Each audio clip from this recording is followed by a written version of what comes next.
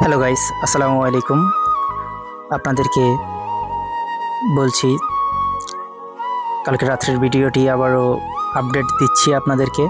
এ হচ্ছে রাস্তার অবস্থা। আমাদের চেয়ারম্যান মহোদয় অবশ্যই ভিডিওটি দেখবেন। এটা কাউকে ছোট করার জন্য, কোনো রাজনীতিবিদদেরকে ছোট করার জন্য ভিডিওটি করা হয়নি। এই বৃষ্টিতে আমাদের রাস্তাঘাট নষ্ট হয়েছে গাড়ি চলাচলের কারণে বা কোনো এক কারণে রাস্তাটি নষ্ট হয়েছে। রাস্তাটা তো আর কেউ জেনে বুঝে নষ্ট করেনি, আর কেউ তো জানতো না রাস্তাটা নষ্ট হয়ে যাবে। এবং আপনাদের কাছে ওকুল আবেদন, এই রাস্তাটি যেন আগামীতে এমন এক ব্যবস্থা করে দেবেন যেন আগামীতে এই রাস্তাটি দিয়ে মনে করেন সুষ্ঠুভাবে আমাদের সোনালী ফসল গড়ে তুলতে পারি। এবং আপনাদের এমপি মহোদয় এবং আমাদের সম্মানিত লিডার, তার দৃষ্টি আকর্ষণ করছি যেন এই রাস্তাটি পাকা করে দেওয়ার জন্য অকুল আবেদন জানাচ্ছি। আপনি দয়া করে একটু মায়ার নজরে এই বাটি বাংলার কৃষকদের কষ্টগুলো একটু দেখেন। আপনি দয়া করে আগামীতে যেন এই রাস্তাটি পাকা করে দেওয়ার একটা ছোটোখাটো একটা উদ্যোগ নেবেন।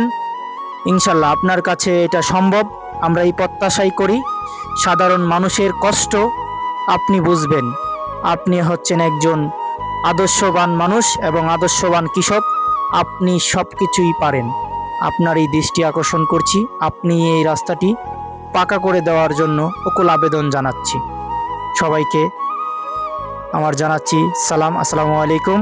আর ভিডিওটি সবাই একটু শেয়ার করে দিবেন যেন আমাদের সরকার এবং ভালো এমপি মন্ত্রী তারাও দেখতে পারে এবং আমাদের এমপি মহোদয় তাদের কাছে অকুল আবেদন জানাবে। আমরা এই প্রত্যাশাই করি। এতদিন দল ক্ষমতায় ছিল না এবং আমাদের এমপি মহোদয় এবং চেয়ারম্যান মহোদয়ের আওতার বাহিরে ছিল। এখন দল ক্ষমতায় এসেছে। ইনশাল্লাহ এবার যখন ক্ষমতায় এসেছে, আগামীতে রাস্তার নির্মাণ কাজ চলমান থাকবে এবং আগামীতে যেন বাটি বাংলার কৃষক আর ভোগান্তিতে না পড়ে। এবং আগামীতে আমাদের দল ক্ষমতায় এসেছে, তারাই এই রাস্তাটি ভালো একটি উদ্যোগ নেবে, আমরা সেই প্রত্যাশাই করি। আপনারা সবাই কাউকে দোষারোপ করবেন না, দলমত নির্বিশেষে। আমরা সকলেই কৃষক এবং কৃষকের সন্তান।